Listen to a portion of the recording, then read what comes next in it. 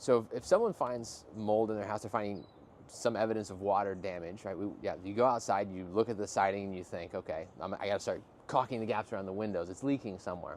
Well, the reality is, depending on your siding, it's leaking all over the place. It's not the siding's job to keep out 100% of the water for 100% of the life of the home. We want it to keep out 100% of the water, but we know that it's not going to do that. Just like our clothes aren't going to keep all the germs out of our body, all the contaminants. Our clothes aren't going to keep us from getting sick. Do they help? Would you go to the Arctic without a big puffy jacket? No. But this is not the core line of defense.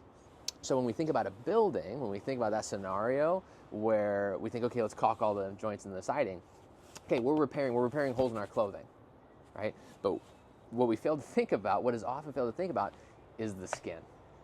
So in building, you might hear the term WRB, water resistive barrier, and you'll see it in a ton of different forms. A very popular white paper that you see all around all over the place, to systems like this. This is Huber's Zip system. This is actually their Zip R sheeting. This actually has foam on the backside of it. But this green stuff mixed with this tape is the WRB. This is the skin of the building.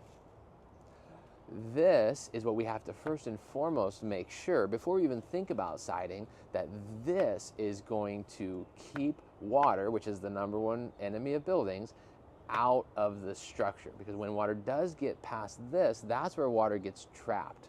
That's where then a little bit of that moisture with some stagnant air causes things like mold, which then becomes harmful to health, right?